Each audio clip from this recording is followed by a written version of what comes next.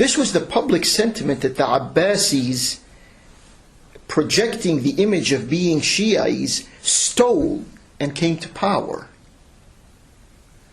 If it wasn't for this, they wouldn't have been in power. But it was there.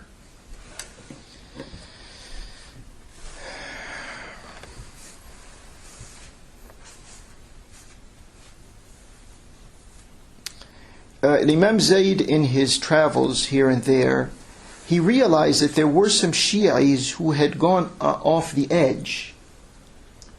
They were not balanced in their opposition, and he tried as much as he could to do whatever corrections were possible in his encounters in different places. Of course, the Umayyads state, as is the case with the states, anywhere they are, everywhere they are, they keep an eye on people like this. Okay, if we have imams in Medinah and they're just there and are going over there, okay, they're sort of under city arrest. We can deal with that. Right there, okay, they're confined there. But here comes this person, he's beginning to move all around the place. We've got to keep an eye on him. He's a potential troublemaker. He might become a subversive. He's going to cause us a lot of problems. So let's keep an eye on him. And Hisham ibn Abdul-Malik was the head honcho of the Umayyad regime at the time. He ruled from the year 105 to the year 125. So he had his spies and informers all over the place, obviously. And the Umayyad state was more concerned with the Abbasi opposition. They were the ones who were causing some pockets of resistance to begin to show up in different parts, in areas such as Khurasan in particular, in what is today an area common between Iran and Afghanistan. That was becoming a matter of concern for them. One of the tricks that the Umayyad regime used at the time was to give a public perception to the people that these Shi'ites, they can't even get their act together. They're troublemakers among their own selves. One of the issues in Al-Medina was that Imam Zayd had a fallout of sorts. It was a family disagreement on the waqf of Imam Ali. Whatever Imam Ali had as waqf, who's going to administer that? Is it going to be in the Hassani extended family or in the Husseini extended family? And so when this little family issue was breaking out, just in the family, the state knows about it, which means, of course, it has its informers all around the place. So they relay information to the king, and the king says to the ruler of Al-Medina, let's play up this issue and let the people see how these so-called imams, of course we're speaking from the side of these rulers, how they expressed the issue. So the issue was sort of brought into a almost like a court of law to settle it. I mean, why are you arguing this thing among yourselves? Why can't you bring it here? So when they began to express themselves in front of the ruler of Al-Medina, Imam Zayd realized what was going on. That now they want to make this an issue of division, and they want to discredit us. And so he said, right there and then, he said, I concede whatever claims I have to you. And that immediately diffused whatever the Umayyad head honchos had on their mind in trying to discredit them. And after that, they had, there's always, riffraff. Even in Medina, there's always some individuals who are, just will do what they're told to do. So they went after Imam Zayd defuse the whole issue, put an end to this maneuver, this official maneuver. They instigated a few individuals to go and begin to try to pick a fight with Imam Zayd. They began to use, very intimidating language, so that, but he said, I will not respond to anyone like you.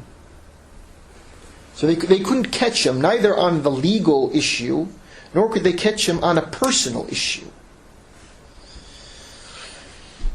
And then, when Imam Zayd goes to Iraq, there's a person there called Khalid ibn Abdullah al-Qasri.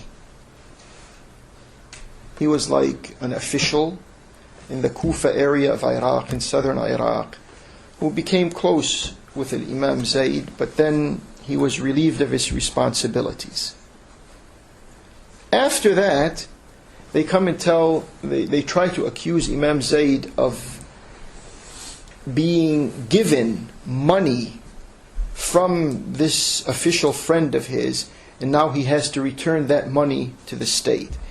In other words, they tried as much as possible to cause problems for Imam Zayd. And so he said, okay, I'm going to take this issue to the source.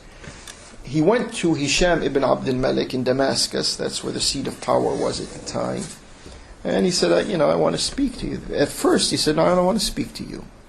It wasn't easy, and back and forth, and I guess, you know some people, and you talk to them. So finally, this Hisham ibn Abdul-Malik, he agreed. He said, okay, come on, you want to speak to me? Come, let's see what you have to say.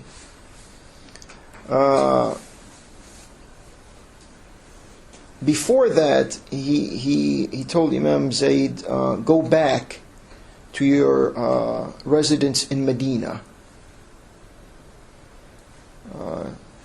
Obviously trying to give him a hard time. I don't want to speak to you, go back. But finally when they did meet,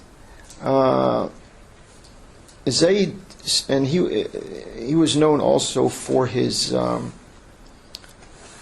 of the personalities that we covered are very vocal, very assertive, very expressive, eloquent in what they have to say, all of them.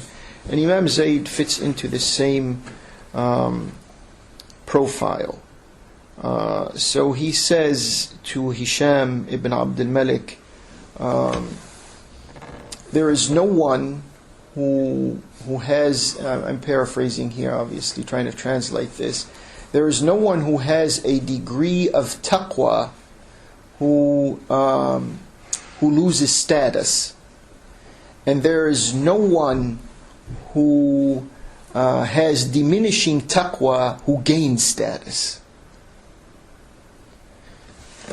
Of course, the guy felt very offended. I mean, the wording of it, if you just knew the wording of it, I did a pretty good translation, by the way, there. I'm impressed by myself. When I was writing this, I said, how am I going to translate this? But it came out pretty good. Thank Allah for that.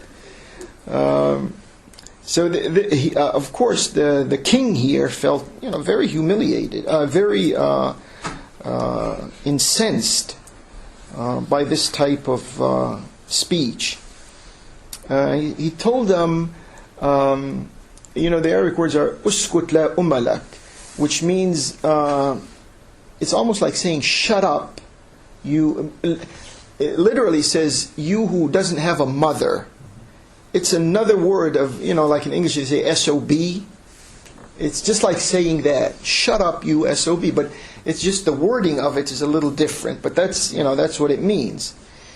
And then Hisham says, Imam said, you are the ones who you are harboring an inclination to take over power.